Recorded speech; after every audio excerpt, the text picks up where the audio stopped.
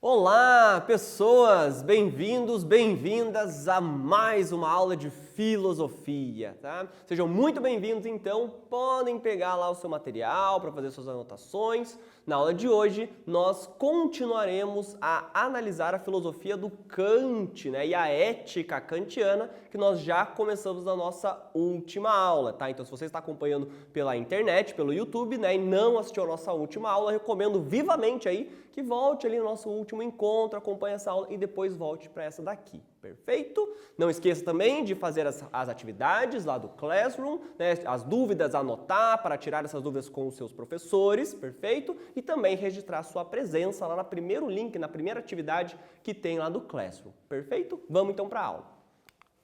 A aula de hoje, pessoal, ética kantiana, né? Continuando então com esse percurso sobre a ética do Kant, vamos analisar hoje o conceito principal, talvez, dessa ética, né? Que é o imperativo categórico, tá? A gente vai explicar bem certinho o que é esse termo aí, tá? Inclusive, os objetivos da nossa aula, né? Temos aqui, ó, compreender a ética dentro do pensamento do Immanuel Kant, né? Uma das éticas mais importantes que nós temos, né, para analisar aqui no segundo ano, no ensino médio, né, inclusive para quem quer fazer o curso de direito lá na frente, né, ser advogado ou ser um jurista, tá? A ética kantiana é a base do direito moderno, tá? Essa ética que a gente vai ver hoje aqui é mais ou menos o que se usa quando você vai estipular, vai criar uma lei, tá? Isso é bem legal.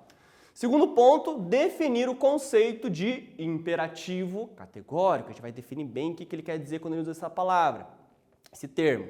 Terceiro ponto, diferenciar o imperativo categórico do imperativo hipotético. Qual a diferença entre esses dois termos aí, como eles se relacionam também, tá? Mas antes da gente, né, verificar esses conceitos, a gente vai voltar um pouquinho na nossa aula anterior, que nós trabalhamos sobre um texto importantíssimo do Kant, né? Que foi justamente o que é esclarecimento, tá? Então, para relembrar esses conceitos aí, né, essa ideia do texto, respondeu ao exercício aqui, ó. No texto, a resposta à pergunta o que é esclarecimento, Kant realiza uma distinção entre maioridade e menoridade. Tá? Dois conceitos chaves do texto aí, maioridade e menoridade.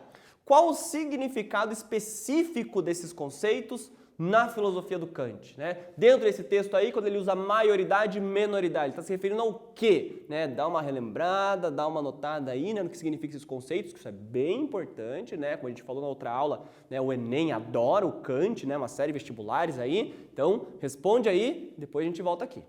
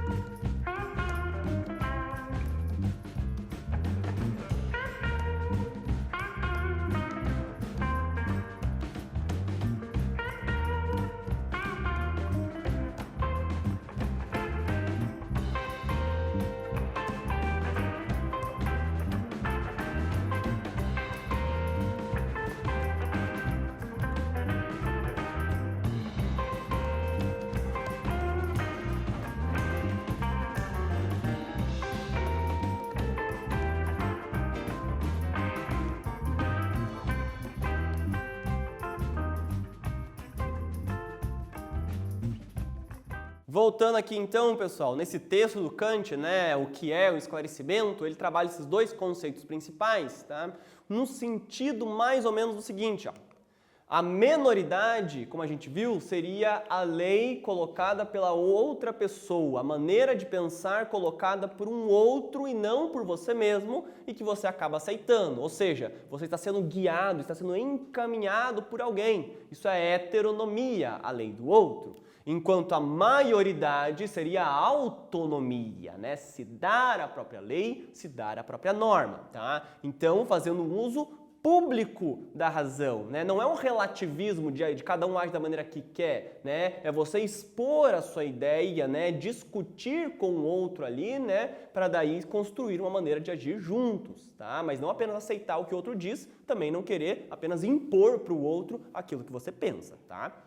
O esclarecimento vai estar em colocar tudo tudo ao tribunal da razão, né? Ou seja, a razão, lá do esclarecimento, do iluminismo, né? A razão é o que vai julgar se é certo, se é errado, se quero, se não quero, se tem que fazer, se não deve fazer, enfim, tá? E isso é bem parecido com o que a gente vai comentar hoje também, explicando esses conceitos principais da ética do Kant, tá? Então vamos nessa. Começando então, né, em Kant, na ética kantiana, tá? O Kant é um cara bem sério, que vocês podem perceber aí, né? Existe a razão legisladora, tá? O que é isso, né? O que a gente acabou de falar ali, ó, o tribunal da razão. A razão vai legislar, ela vai escolher e vai determinar leis, portanto, tá? Porque o Kant precisa arranjar um jeito de construir uma ética que seja possível de todas as pessoas, né, encontrarem, agirem da mesma forma, tá? Só que ele não pode impor para as pessoas a maneira que elas devem agir, porque senão seria contra o esclarecimento que ele tanto defendeu. Então o Kant, para construir essa ética, ele vai partir de duas premissas principais, tá? A primeira é a razão, tá? Essa razão que nós temos, tá? É capaz de elaborar normas universais, ou seja, é capaz de elaborar, né, normas, leis que valem para todas as pessoas, tá? Esse é o primeiro ponto. Segundo ponto, essa razão está presente em todos os seres humanos. Se é ser humano, tem razão, tá? Partindo dessas duas premissas, o Kant chega na seguinte conclusão: todas as pessoas são capazes de elaborar normas morais universais para si mesmas. Professor, não entendi nada. Moral universal, já me confundi. Calma, tá? O que o Kant está dizendo aqui? Dizendo que todo mundo, tá? Todas as pessoas têm a capacidade de estipular uma lei, de estipular uma norma que vale não só para ela, né? Não vale só para mim, mas que vale para todas as pessoas, tá? Então é essa lógica aqui que ele usa. Todo mundo tem razão, é a mesma. Essa razão, que é igual em todo mundo, pode estipular leis, normas. Então, se a razão é a mesma e pode estipular normas, todo mundo pode estipular as mesmas normas para si mesmos. Então, seria uma norma que é universal, tá? Que vale para todo mundo, tá? Essa é a ideia que o Kant vai usar para construir sua ética. Nisso, a ética kantiana recebe o apelido de ética do dever. É um conceito principal aqui, o dever, ética do dever. Como a gente viu, né, lá atrás, na filosofia antiga, os filósofos da antiguidade estavam preocupados com o quê? Com a felicidade, a eudaimonia, né, uma vida feliz, sem perturbações no corpo, da alma. Isso que a filosofia antiga buscava na ética, né? Kant vai dizer, não importa, não importa. Fazer o certo deixa você feliz? Não importa. Importa o que você deve fazer. É a ética do dever, portanto, né? Não importa se você quer fazer, não importa se você vai ser feliz fazendo o que a ética determina, né? O que importa é que deve ser feito. E por que deve ser feito? Porque é o certo a se fazer, tá? Por isso que a ética kantiana recebe também, né, essa nomenclatura de ética deontológica, uma palavrinha um pouquinho complicada, né? Deontológica, tá? Deontologia vem justamente de dever, né? O Kant não está preocupado com a resposta, não está preocupado com o fim, igual Aristóteles estava, né? O fim, tudo leva à felicidade. Kant vai dizer, não importa, estou indo para agir, importa o princípio da ação. E o princípio da ação tem que ser o dever, tá? Então, uma ética formalista, ela está preocupada com a forma que você constrói a maneira que você vai agir, tá? E para construir essa ação, ela deve ser desinteressada, não deve ter um interesse. Em poucas palavras, é o certo pelo certo, tá? É fazer o que deve ser feito. né? Então é um fim nela mesma. Não é eu vou ser, né, vou fazer isso para alcançar alguma coisa lá na frente, né, para alcançar a felicidade, né, para alcançar o emprego que eu quero, para alcançar ter uma vida boa, feliz, ou, né, igual os gregos diziam. Não, é fazer o que deve ser feito. Por quê? Porque tem que ser feito, não é para alcançar algo, né? Não, vou cumprir as leis, porque se eu cumprir as leis eu não vou ser punido. Então você não cumpre as leis por fazer uma reflexão ética, você não cumpre as leis por medo, tá? Não é isso que o Kant quer, é cumprir as leis porque é o que deve ser feito, tá? Então o dever é estipulado pela razão, tá? Então a razão, a sua própria razão determina o que você deve fazer, tá? Então isso é autonomia, você que está se dando uma própria lei, você que está colocando uma própria norma, tá? E aqui vem outro ponto muito importante de característica dessa ética, é que o dever é a liberdade. Tá? Porque como a gente viu lá desde o Santo Agostinho, né, quando nós temos, né, paixões, desejos, vontades, tá, e nós seguimos essas vontades, nós não escolhemos, nós apenas sentimos e nos guiamos por elas. Você não escolhe ter preguiça, você sente preguiça e se você não faz algo por preguiça, você seguiu essa vontade que você não escolheu. Se você não escolheu, você não foi livre. Tá? Então, para o Kant, o que é liberdade? É o dever. Tá? Por mais paradoxal que seja, em certa medida, ser livre é fazer o que você não quer fazer, mas o que você deve fazer. Por quê? Porque esse dever, tá, é uma coisa que você escolhe. Tá? O dever é escolhido. A vontade só, o desejo do corpo não é escolhido. Tá? E liberdade é a escolha, nesse sentido. Tá? A gente já vai dar alguns exemplos para facilitar isso aí. Bom, Kant vai dizer o seguinte, como então que eu sei se eu estou seguindo um dever? Como eu sei se a minha ação, né, é boa ou não? Ele vai dizer que você pode fazer um teste. Esse teste é o imperativo categórico. Tá? Através do imperativo categórico você consegue identificar se sua ação é válida ou não é válida.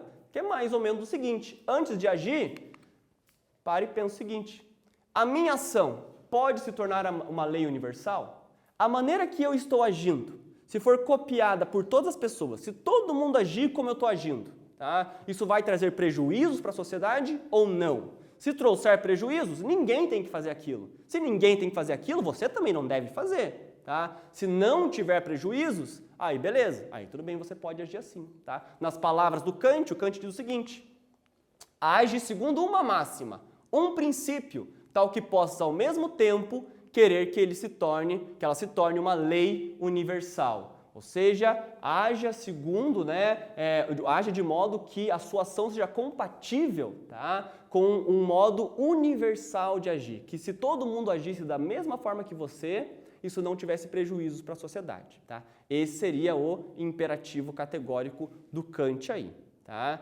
Então, né, você vai dizer, professor, muitas vezes eu sei o que eu tenho que fazer, mas eu não quero fazer. Tá? Muitas vezes a gente sabe que se todo mundo agisse como a gente está agindo, não seria bom, né? Seria bom, inclusive, as pessoas fazerem o contrário do que a gente faz muitas vezes, né? Só que por que isso acontece? Então aqui temos um exercício para pensar um pouquinho nisso aqui, ó. Apesar de possuirmos a capacidade racional de estipularmos uma moral válida universalmente, uma moral que vale para todo mundo, por que muitas vezes realizamos atos contrários a esse dever, contrários, portanto, à razão? Tá? Por que você sabe que a sua maneira de agir, se fosse copiada, não seria boa e mesmo assim continua fazendo? Tá? Responde aí para mim, dá uma refletida sobre essa questão e a gente vai tentar responder daqui a pouco.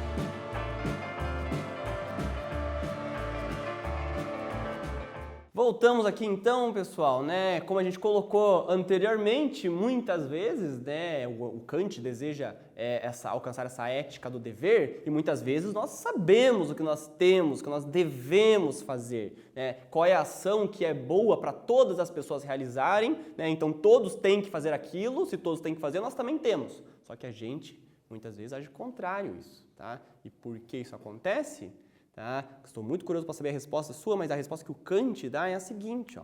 Isso acontece porque o que move as ações humanas é a vontade, tá? Isso a gente viu lá no Hume, né, nas emoções, sentimentos, tá? Só que o Kant vai colocar dois tipos de vontade, tá? Ele vai dizer que no ser humano existem duas vontades. A primeira vontade que o Kant define, né, e a que ele mais deseja, que guia a ação, é o que ele coloca como boa vontade. Tá? A boa vontade é uma vontade que é da razão. Né? Kant, iluminista, como sempre, né, o esclarecimento, a razão é que vai te dar uma maneira clara, né, certa de você agir. Tá? Isso seria o imperativo categórico. Tá? Então, o que guia a sua ação? O que guia a minha ação é parar racionalmente e pensar. Se a maneira que eu estou agindo fosse copiada por todo mundo, teria prejuízo? Não teria prejuízo? Então eu posso fazer. Tá? Isso é a boa vontade. Tá? Essa é a vontade da razão. Agora, muitas vezes, nós somos guiados pelo que o Kant coloca como a má vontade. A má vontade é aquela vontade do corpo, aquela vontade dos desejos, aquela vontade da paixão. É quando você age, né, por um egoísmo natural, quando você age, né, segundo os sentimentos do corpo, né, quando você age por medo, por exemplo, né, isso seria má vontade. Tá? E aqui o Kant coloca como imperativo hipotético. Por que hipotético? Porque a pessoa quer agir enquanto hipótese, ela não quer ser a regra, ela quer ser a exceção. Tá? Dentro desse sentido, né, você pensa, por exemplo, em uma fila que você tem que ficar. Né? Uma fila é colocada pela ordem de chegada. Tá? E o que deve ser feito na fila? Cada um esperar no momento, né, a sua hora de ser atendido. Tá? Agora, muitas vezes, se você percebe que a pessoa da sua frente está ali, né, marcando bobeira, não está prestando atenção que a fila está andando e tudo mais, você é tentado, né, a passar na frente dela. Ela não prestou atenção, a furar a fila ali e passar na frente dela. Tá? Por quê? Porque você quer, né, ganhar tempo, agilizar a sua vida ali. Tá? Agora, isso é má vontade. Porque essa vontade que você tem de ganhar tempo e tudo mais, ali não é uma coisa que você escolheu, é uma coisa que você apenas está sentindo. E aí que o Kant diz, não é isso que deve guiar a sua ação. O que deve guiar a sua ação é um imperativo categórico. Então pensar, opa, eu posso furar a fila. Mas, se todo mundo furasse a fila, se todo mundo copiasse essa minha ação, isso traria prejuízo ou não traria? Traria. Se todo mundo furasse a fila, não teria fila, né? Ficaria com todo mundo furando o tempo todo. Então ninguém tem que furar a fila. Se ninguém tem que furar a fila, eu também não. Então, né, em vez de furar a fila, eu falo, oh, não, com licença, colega, não, pode andar aí que a fila já está passando. Tá? Essa seria a ação justa em Kant. Então vamos analisar alguns casos aqui. Eu trouxe 3 casos aqui para a gente, né, pensar um pouquinho mais nesse imperativo categórico e hipotético. Tá? Primeiro caso é o seguinte, né, a mesma ação analisada de 3 perspectivas diferentes. Tá? A pessoa vai até um comércio, uma lojinha lá, vai realizar alguma compra, realiza a sua compra, né, só que quando volta para casa percebe que voltou com mais dinheiro do que foi para a loja. Né? Então a pessoa foi comprar, né, o comerciante acabou dando o troco errado ali, deu uma nota ali que valia mais do que a nota que recebeu, né? E a pessoa voltou para casa com o produto e com mais dinheiro, então voltou mais rica do que foi para a loja. Tá? Logo, a pessoa individualmente vê aquilo como uma vantagem. Né? Poxa, saí para comprar algo, voltei com o produto e voltei com mais dinheiro. Né? Então voltei para casa mais rico do que eu saí. Tá? Isso aí, né? Bacana, poxa, isso aí me alegra, né? Porque eu tenho mais um dinheirinho aqui, né? Não paguei pelo produto praticamente, tá? Agora, né, a pessoa então decide, né, ficar com o dinheiro, já que, né, achou que essa ação foi válida, né? Essa pessoa foi guiada pelo imperativo hipotético, né? Imperativo hipotético, tá? Ela quer ser a hipótese, né? Ela quer ser a exceção, não quer ser a regra. Por quê? Porque essa ação pode ser universalizada? Se essa pessoa estivesse no comércio e ela entregasse o dinheiro a mais para a pessoa, ela acharia certo a outra pessoa não devolver? Ou ela ia querer que a pessoa devolvesse o troco que deu a mais? Ia querer que devolvesse. Então não pode ser universalizada essa ação. Tá? Outro caso aí, né, aliás, uma citação do Kant aqui para, né, dar mais um deslumbre aí sobre essa questão. Tá? Kant vai dizer o seguinte sobre a má vontade. Se prestarmos atenção ao que se passa em nós mesmos quando transgredimos qualquer dever, descobriremos que não queremos que a nossa máxima se torne uma lei universal. O contrário dela é que deve universalmente continuar a ser lei. Nós tomamos apenas a liberdade de abrir nela uma exceção para nós. O que o Kant está dizendo aqui, né? Nesse caso que a gente analisou, se você recebe um troco a mais, você quer ficar com ele. Mas se você dá o troco a mais, você quer que a pessoa devolva. Então você quer ser a exceção, não quer ser a regra. Você quer que todo mundo espere na fila no lugar que tem que esperar. Mas se você puder furar, você fura. Você quer ser a exceção, não quer ser a regra. Imperativo hipotético, beleza? Outro caso aí, a pessoa vai lá também no comércio, né? Voltou para casa, percebeu a mesma coisa, né? Percebeu ali que tem um dinheiro a mais. Só que percebendo que tem um dinheiro a mais e aplicando o imperativo categórico, ou seja, se essa ação de ficar com o dinheiro fosse universalizada, seria bom? A pessoa chega na conclusão de que não. Então ela vai lá, né, e vai devolver o dinheiro. Aqui sim, imperativo categórico. O que guiou a ação da pessoa não foi a vontade, a má vontade, mas o que guiou foi a boa vontade. Perfeito? E temos mais um exemplo ainda, né? Um terceiro caso, onde a pessoa comprou e imediatamente percebeu que recebeu um troco a mais, tá? Essa pessoa recebeu esse troco a mais, recebeu esse dinheiro, tá? Além de perceber que recebeu esse dinheiro, ela também percebe que tinha uma outra pessoa ali. Tinha uma terceira pessoa no recinto que observou a situação, né? E sabe quando a pessoa te olha já, né, com aquela cara de eu sei o que você está fazendo? Né? Essa pessoa deu esse olhar, a pessoa que recebeu esse troco a mais viu esse olhar e depois foi ali e devolveu. Então ela recebeu um dinheiro a mais e daí foi lá e devolveu. Então a professora, ela fez o certo então, né? Fez o certo? Sim, a resposta foi certa, só que o motivo da ação foi errado.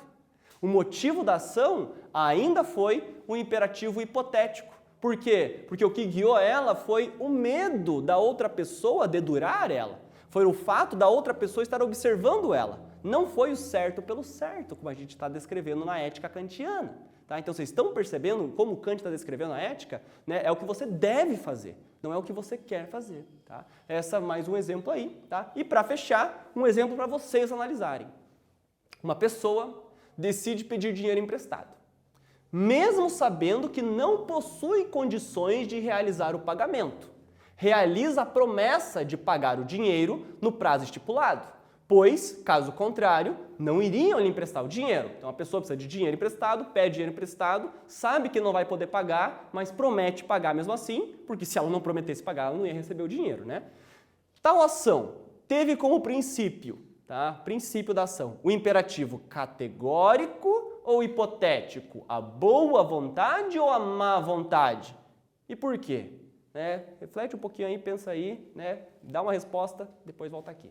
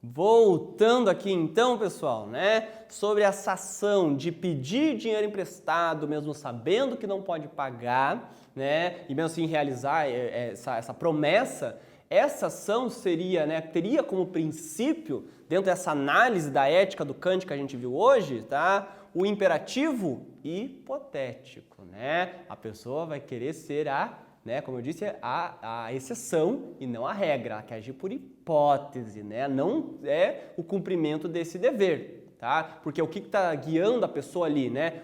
Por que ela está prometendo algo que ela sabe, que ela já sabe que ela não vai poder cumprir? Ela está prometendo pagar no prazo estipulado, tá? Para a pessoa emprestar o dinheiro para ela. Ou seja, ela está preocupada com um fim, ela tem um interesse nessa ação. E a boa ação para o Kant é desinteressada, tá? Então eu não vou agir, né, porque eu quero chegar a determinado local ou quero que uma pessoa pense X ou Y de mim. Não, eu vou agir desse jeito por quê? Porque é como eu tenho que agir, tá? Então, exceção foi imperativo hipotético, tá?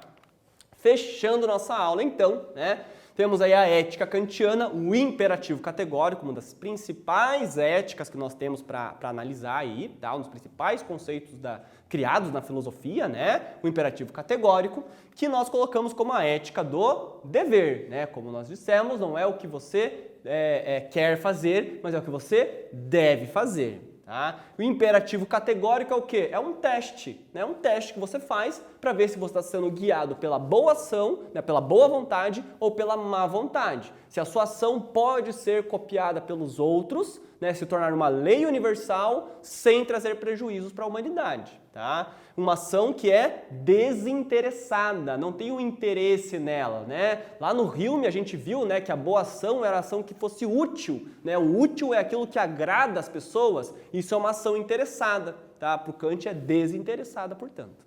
Então, e com fim nela mesma, né? Como a gente colocou, agir da maneira certa, cumprir o dever, por quê? Porque é o que deve ser feito. Ética kantiana, a base do direito moderno, por isso então. Beleza? Muito obrigado por ter acompanhado essa aula, né? As dúvidas que surgiram, por gentileza, não deixem de realizar essas dúvidas aí para seus professores, perfeito? E nos vemos na próxima aula, tá? Fiquem bem.